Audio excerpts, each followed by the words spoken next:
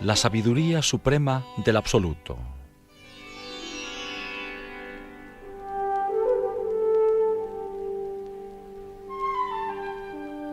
No todos los placeres y lujos del mundo proporcionan satisfacción al hombre. Sin la realización del principio átmico, no podrá experimentar paz ni alegría.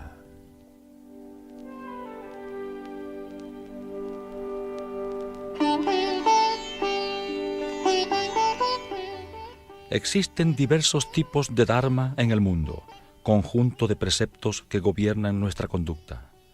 Se conocen como los dharmas relativos a las diferentes etapas en la vida del hombre: celibato o etapa de estudiante, jefe de familia, la renuncia de la vida mundana y la total renunciación. Los dharmas de las castas tienen que ver con los brahmines, que promueven la moral, los guerreros, los comerciantes y los sirvientes. Además, existen dharmas relativos a la vida mundana y a la vida espiritual. En la India, la vida del hombre se regula de esta forma a través de dharmas, mismos que se relacionan con la mente. Su análisis mostrará que esos dharmas son de menor importancia.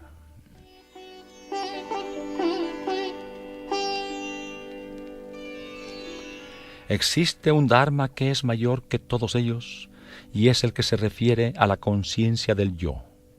Es el dharma que permea igualmente al cuerpo, a la mente, al motivador interno y la voluntad. Se ha definido también como conciencia integrada constante. Se expresa como yo y brilla en plenitud. Se manifiesta a lo largo del mundo, pero el hombre no reconoce su brillantez a pesar de su presencia dentro de él. ¿Cuál es la razón?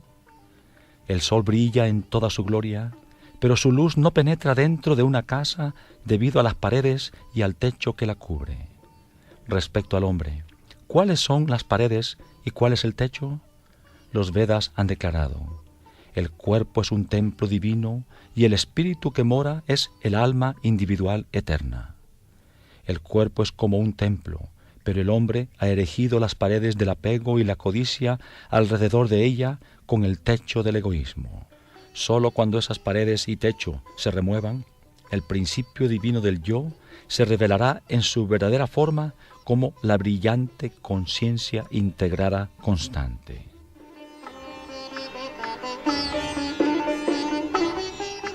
Saturado de este sentimiento egoísta, un hombre declara: yo hice esto, yo vi esto, yo escuché esto, yo experimenté esto. Es verdad que el yo es lo que ve, escucha y experimenta. Pero cuando un hombre usa el yo hoy en día, lo hace con el sentimiento de identificación con el cuerpo y no con la conciencia de su naturaleza. Por ello hay dos tipos de yo. Uno se puede igualar con el término ojo, que en inglés se dice eye, y el segundo con la sílaba yo, que en inglés también se dice eye. El que corresponde al ojo se relaciona con el cuerpo y el otro proclama el poder de la conciencia integrada constante.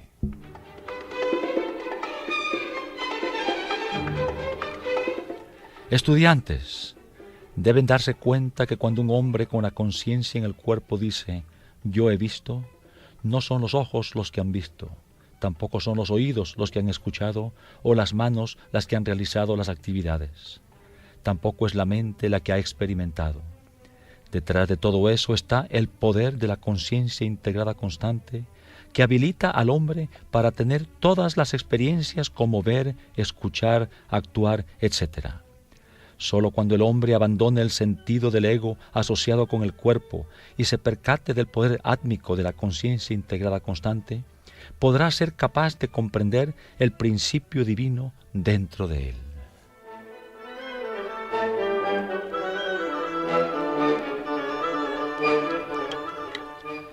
La naturaleza humana básica se relaciona con la divinidad y no con el cuerpo ni los órganos sensoriales. ¿Cómo se puede comprender el significado de yo en esta naturaleza humana? Este yo brilla como una entidad pura, inmaculada y sin egoísmo. En el lenguaje moderno esto se llama conciencia. La conciencia declara si es o no correcta cualquier acción que se realiza. Sin importar cualquier cosa que uno pueda decir o hacer en la vida mundana, el poder de la conciencia proclama lo que es verdadero, permanente, y lo que no resulta afectado por el pasado, presente y futuro. Tenemos el siguiente ejemplo. Una noche un ladrón robó joyas preciosas de una casa. A la mañana siguiente la policía lo arrestó bajo sospecha y para que no lo detuvieran, este hombre mintió al decir que nunca había salido de su casa y que tampoco había cometido el hurto. Aunque desde el punto de vista mundano él ha pronunciado esas mentiras, su conciencia le decía que había cometido el asalto y que había ocultado los objetos robados en algún lugar y que no debería decir mentiras. Esta es la voz del principio de la conciencia que se relaciona con la conciencia universal. Para reconocer este principio de la conciencia integrada constante, existe un determinado tipo de yoga, práctica espiritual. ¿Cuál es este yoga? ¿Es el yoga de la devoción, el yoga del conocimiento, el yoga de la acción? Desde tiempos muy remotos se ha malinterpretado mucho el término yoga. Erróneamente se ha asociado con alguna forma de disciplina física. Este no es el verdadero significado.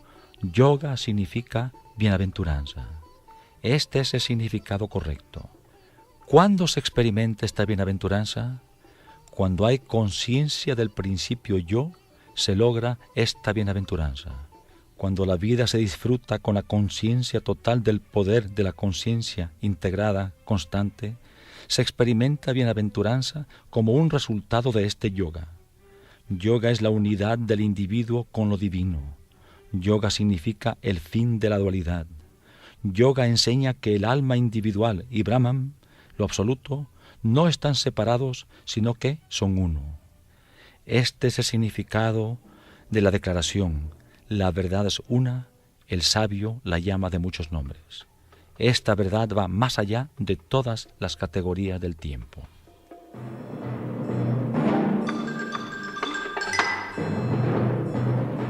De esta forma el individuo y lo divino no están separados. Algunos consideran que son como objeto y su reflejo. Sin embargo, existe una gran diferencia entre el reflejo y el objeto. El principio de la conciencia integrada explica la relación entre el objeto y la imagen.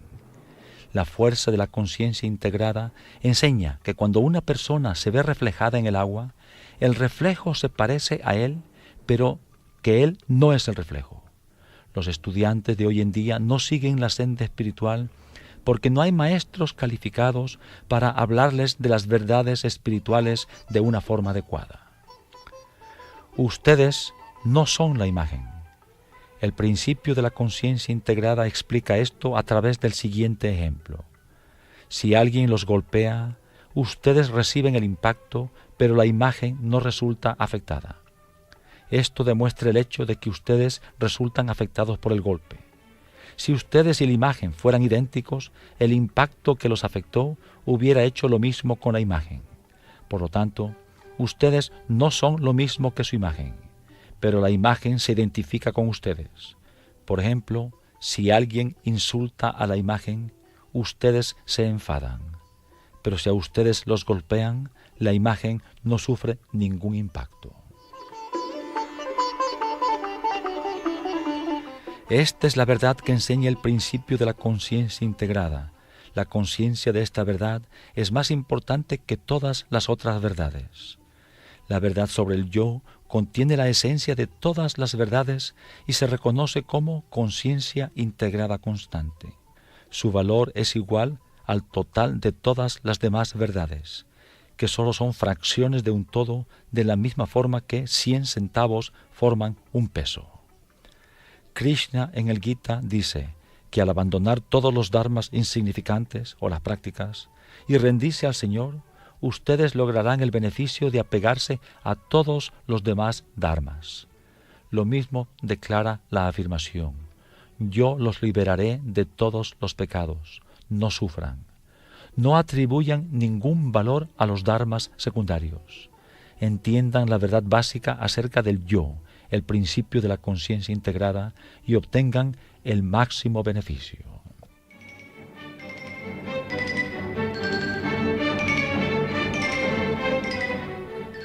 Además de la conciencia integrada, en el hombre existen entidades como el cuerpo, la mente, el intelecto, la voluntad y el ego.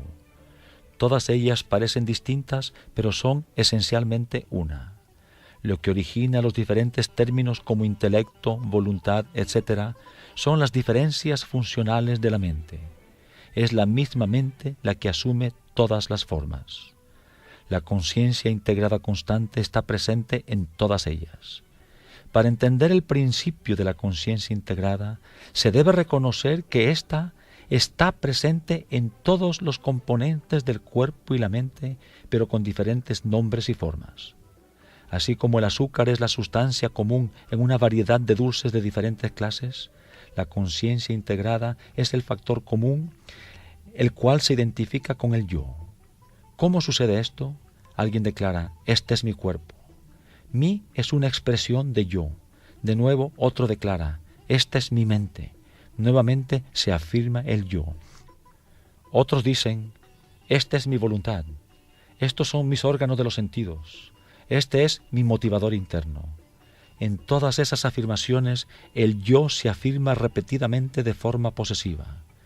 En Telugu, na significa mi, pero en sánscrito significa no. Por ello, la declaración, este es mi cuerpo, también implica el significado, yo no soy el cuerpo. De forma similar, cuando alguien afirma, esta es mi mente, implícitamente afirma que no es la mente. Se observa que aún tan simples afirmaciones tienen implícitos significados profundos. El uso de mí al describir el cuerpo o mente propios también significa que es diferente del cuerpo y la mente. Un ejemplo, ustedes tienen un bloque de hielo, nadie le llama agua, a pesar de que este solo es agua. Sin agua no puede haber hielo. Esto significa que el hielo es una forma de agua y está conformado por completo de ella. De la misma forma, el cuerpo, la mente, etc., tienen como base el elemento espiritual conocido como yo, que es la energía, la conciencia integrada.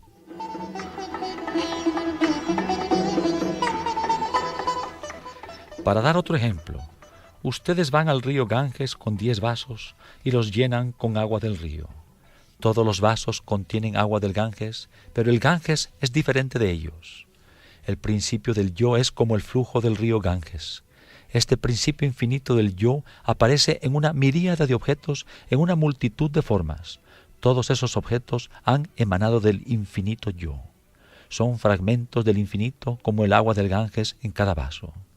De forma similar, en el cuerpo, la mente, el intelecto, etc., el yo, la conciencia integrada, está presente.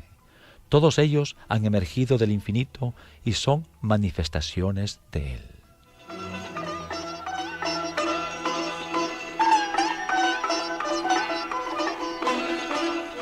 Hoy en día, en el mundo moderno, no existe ningún propósito para comprender la unidad que subyace en la diversidad. ¿Cuál es la razón? Se debe a que muchas afirmaciones antiguas se interpretan de diferentes formas. Por ejemplo, tomemos el dicho, para el logro de la rectitud, el cuerpo es primordial. El significado de este aforismo es que el cuerpo se les ha otorgado para la persecución del Dharma. Otro aforismo es, en verdad, todo esto es Brahman, lo absoluto. La creación en su totalidad está permeada por Brahman, el absoluto universal. Entonces tenemos, yo soy Brahman, que significa yo soy la encarnación de la conciencia divina. Las escrituras hacen tales afirmaciones por un lado y por otro se recitan algunos versos inadecuados al final de los rituales tradicionales de adoración en los hogares brahmines. Yo soy el pecado, yo soy pecador, soy un alma pecadora, he nacido del pecado. Esta es una oración en la cual el devoto atribuye el pecado no solo a él mismo, sino a sus antecesores. Imaginen ustedes qué tan inadecuado es todo esto. Tales oraciones fueron ideadas para inducir en la gente devota un sentido de culpa y hacerlos reconciliarse por sus pecados con ofrendas a los sacerdotes. Cuando la Escritura declara que todo se ha originado de Brahman, el absoluto, cuando los Upanishads afirman que el Señor es el morador de todos los seres, ¿cómo pueden concebir ideas como yo soy pecador o nací en el pecado? Al infundir temor sin fundamento en los hombres, tales afirmaciones han servido para exterminar la poca fe que la gente pudiera profesar en lo divino. Esto también propicia la pérdida de fe en los estudiantes de hoy en día. Consecuentemente, introduje cambios en este verso en Prashanti Nilayam. El sacerdote de nuestro templo solía repetir el verso como anteriormente. Ahora con los cambios significa: he nacido como un ser puro, mis padres fueron personas puras, mi espíritu es sagrado, mis acciones son sagradas. Esa fue la forma en que se cambió el antiguo verso.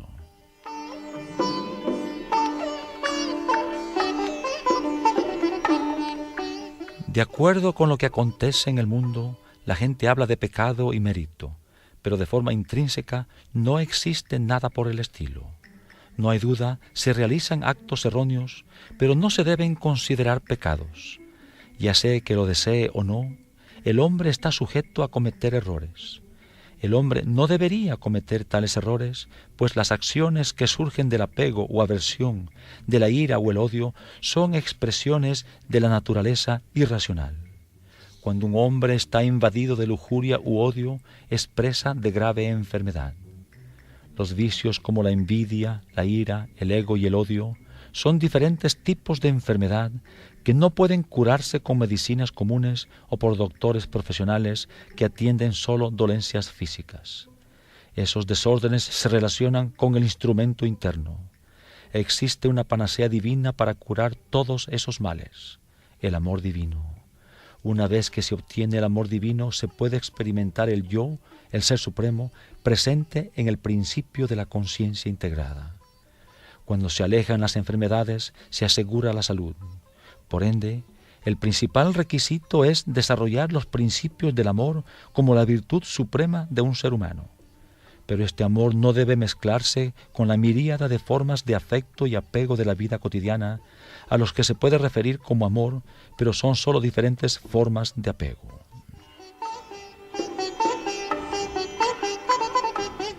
Los estudiantes deben entender la diferencia entre amor mundano y amor divino. El amor mundano solo sabe recibir, pero no da. El amor divino da y perdona y no espera recibir. No espera nada a cambio.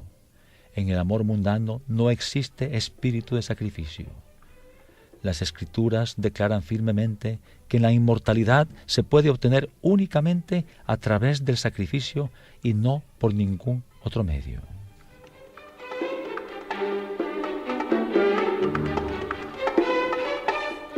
La gente se complace en lo que ellos llaman meditación en soledad.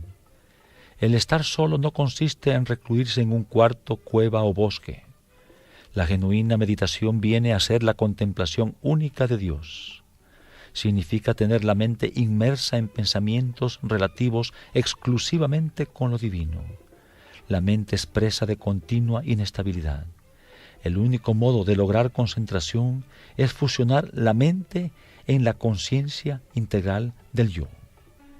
El principio de la conciencia integral también se describe como aquello que está oculto o se mantiene en secreto y es infinitamente preciado. A la conciencia integrada también se le denomina como conocimiento del absoluto. También se le llama conocimiento del Atma. Este conocimiento es tan preciado que debe salvaguardarse cuidadosamente. Pero cuando no se percibe su gran valía, se considera con ligereza. En este contexto, es bueno recordar la historia de un pastor que encontró un pedazo de piedra brillante en un río y al no saber su valor, lo ató al cuello de su cabra favorita. Un joyero, al ver la piedra y saber que era un diamante, se la compró al pastor por 10 rupias. Cuando estaba regocijándose por el bajo precio por el cual había obtenido el diamante de gran valor, éste se rompió en 1000 pedazos y una voz etérea le dijo al joyero: Puedo excusar al pastor por tratarme como una piedra común porque no conocía mi valor. Pero tú lo sabías y me obtuviste a un muy bajo precio. No pude soportar la humillación y mi corazón se rompió en pedazos. Si alguno de ustedes muestran indiferencia hacia la espiritualidad, es porque no conocen lo valiosa que es. Primero que nada, los estudiantes deben percatarse del valor supremo de la espiritualidad. La búsqueda espiritual con discernimiento real es yoga.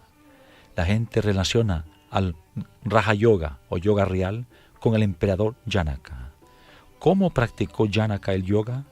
Gobernó su imperio como soberano, fue padre de familia, experimentó el espíritu de renunciante, fusionó su ser con el Atma.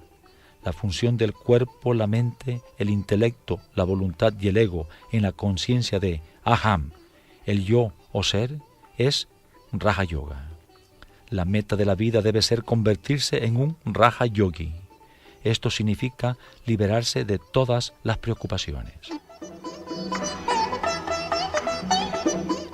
La vida del hombre es, en su totalidad, una serie de preocupaciones desde el nacimiento hasta la muerte.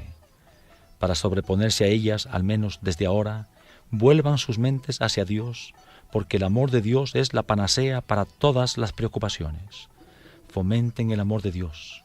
Este es mi único mensaje para todos ustedes, estudiantes. Estudiantes, dediquen todos sus pensamientos hacia el objetivo único de comprender la divinidad en ustedes. La conciencia integral, que es su verdadero ser, es la conciencia universal. Mediten en esta verdad, entonces comprenderán su unidad con lo divino.